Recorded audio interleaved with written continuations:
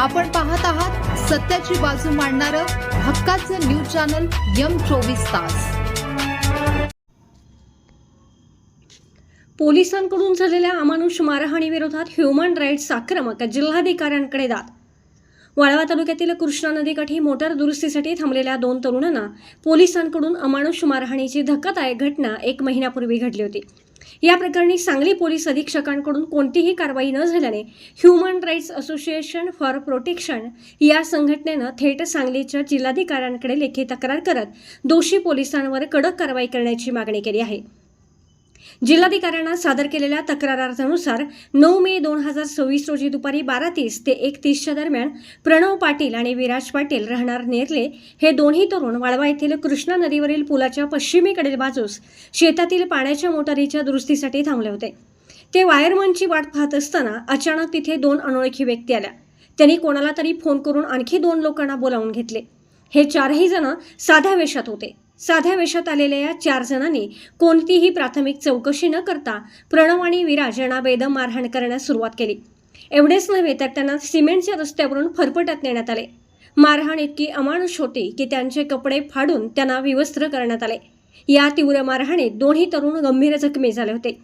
तरुणांना अमानुषपणे मारहाण करणारे हे साध्या वेशातील लोक दुसरे कोणी नसून ईश्वरपूर पोलीस स्टेशनचे पोलीस कर्मचारी होते, असा थेट आरोप ह्युमन राईट्स असोसिएशनने केला आहे।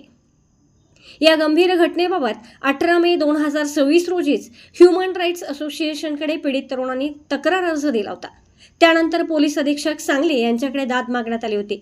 मात्र घटना घडून महिना उलटत आला तरी दोषी पोलिसांवर कोणतीही कारवाई करण्यात आली नाही। सदर प्रकरण अत्यंत गंभीर असून मानवी हक्काला काळीमा फासणारे आहे, असे म्हणत संघटनेने तीव्र नाराजी व्यक्त केली आहे। या प्रकरणाची गांभीर्याने दखल घेऊन संबंधित दोषी पोलिसांवर तत्काळ योग्य ती कायदेशीर कारवाई करण्यात यावी, अशी विनंती ह्युमन राईट्स असोसिएशन फॉर प्रोटेक्शनचे राष्ट्रीय अध्यक्ष श्री MD चौधरी, सांगली जिल्हा निरीक्षक श्री मोहन पाटील, वाळवा तालुका अध्यक्ष श्री सुभाष पाटील आणि राष्ट्रीय प्रवक्ते श्री SM कदम यांनी 1 जून 2026 रोजी जिल्हाधिकाऱ्यांना दिलेल्या पत्राद्वारे केली आहे। ते नेमके काय म्हणाले ते पाहू। 9 मे 2026 रोजी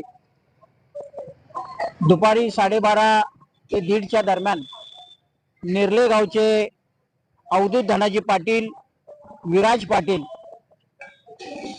हे आपल्या शेतामध्ये बाहेरच्या नदीच्या पुलावरती इलेक्ट्रिसिटीचं काम करण्यासाठी इलेक्ट्रिशियनचं वाट पाहत होते।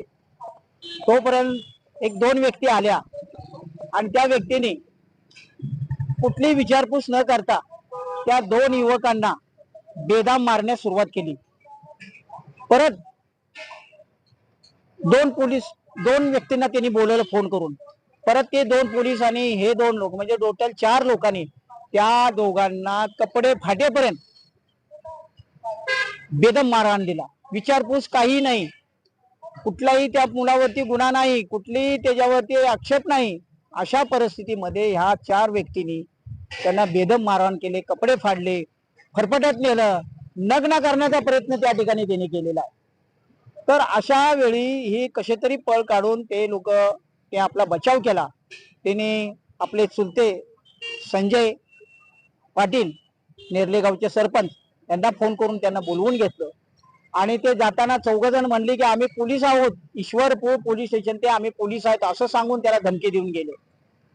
ही अतिशय गंभीर अशी परिस्थिती, मानवी हक्काला काळिंबा फासणारी आणि मानवी हक्काचं उल्लंघन झाल्याची घटना या ठिकाणी झालेली आहे। Human right association for protection ने या घटनेची दखल घेऊन ताबडतोब राज्य मानवी हक्क आयोग मुंबई न्यायालयामध्ये ही केस पोलिसांच्या विरुद्ध दाखल केली आणि दाखल केल्यानंतर थोड्याच दिवसात आता त्यांना समन सुद्धा पाठवलं जाईल आणि ह्या सगळ्यांची विचारणा या ठिकाणी केली जाईल। आम्ही कालच ईश्वरपूर पोलीस स्टेशनचे PI साहेब पाटील साहेब यांना भेटलो, परंतु कुठलंही उत्तर देण्यास ते समर्थ नाहीत। गैरसमजुतीने हा प्रकार घडला एवढेच ते सांगतात। प्रकार अनिकेत कोथळे प्रकरणाचा तुम्ही पुनरावृत्ती या ठिकाणी करणार आहात का? तुम्ही या विद्यार्थ्यांना परत गुन्हेगार बनवणार का? काय त्यांच्या मनावरती परिणाम झाला असेल? कशा पद्धतीचं त्यांचं मत झालं असेल पोलिसांच्या संबंधित, ह्या सर्व प्रकरणाची गांभीर्याने दखल घेऊन आम्ही काल घोष साहेब जे आपल्या सांगली जिल्ह्याचे जिल्हा अध्यक्ष आहेत त्यांना भेटलो, त्यांना निवेदन दिलं. त्यांनी त्याचं गांभीर्याने दखल घेतली आणि ताबडतोब जे पोलीस अधीक्षक सांगलीचे आहेत तुषार जोशी साहेब त्यांनी जाब विचारलेला आहे. त्याचा अहवाल त्वरित पाठवून देण्यात यावा अशा पद्धतीचं काल कलेक्टर साहेबांनी आम्हाला आश्वासन दिलेलं आहे. सर्व या प्रकरणामध्ये त्या 2 मुलांच्या कुटुंबियांना आम्ही न्याय द्यायचा प्रयत्न या ठिकाणी आम्ही करणार आहोत. शेवटपर्यंत हा लढा आमचा कोर्टामध्ये जाईल.